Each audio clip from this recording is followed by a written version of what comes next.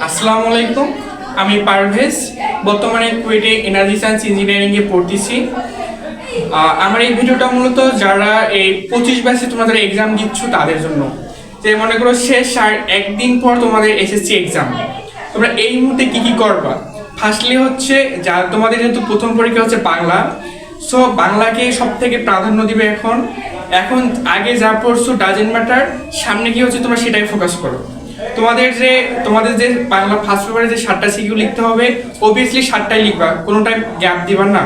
Firstly CQ লেখার ক্ষেত্রে কি করবা জানো, যে 1 নম্বর সিকিউটা একটু কম লেখার চেষ্টা করবা, 10 থেকে 15 মিনিটের মধ্যে শেষ করতে। দেন সব থেকে শেষের সিকিউটা ভালো করে লিখবা, তবেই তাহলে তোমরা কি সবথেকে ভালো মার্ক পাইতে পারো।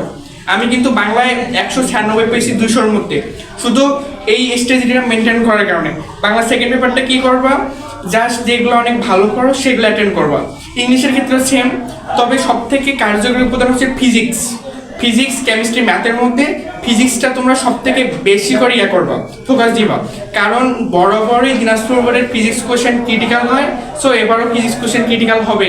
তোমরা যদি লক্ষ্য করো সবগুলো বছর ফিজিক্সের কিছু চ্যাপ্টার আছে, মানে সচরাচর যে চ্যাপ্টারগুলো থেকে কোয়েশ্চেন আসে সেগুলো একটু ফোকাস করবা। সব থেকে একটা ইম্পর্টেন্ট বিষয় হচ্ছে তোমরা এমসিকিউ এবং ক খটা বেশি ফোকাস করবা প্রত্যেকটা বিষয়ের।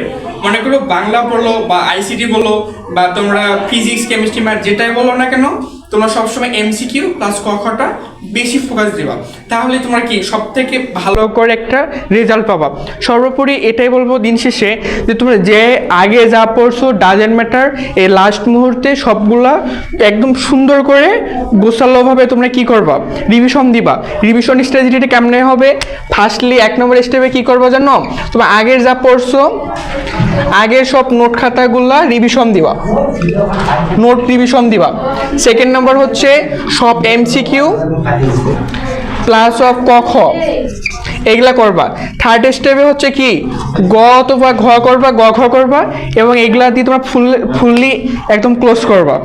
আর পরীক্ষার দিন কি করবা, পরীক্ষার দিন তোমরা পরীক্ষার আগের দিন রাতে ফুল 9টা থেকে 9:30টার মধ্যে ঘুম যাওয়ার চেষ্টা করবা এবং ঘুম থেকে উঠবা ঠিক কয়টা, 5টা বা 5:30টার দিকে। দেন 5:30টা থেকে তোমরা যদি কাল পরীক্ষার কেন্দ্র তোমার বাসা থেকে অনেক দূরে হয়, 1 ঘন্টা বা আধা ঘন্টা আগে বের হবা। তো এরকম করে মেনটেন করতে পারো, আমি এটা শিওর দিতে পারি যে তোমাদের যদি কাল প্রিপারেশন যদি খুব খারাপও থাকে, অন্তত ভালো রেজাল্ট করতে পারবা।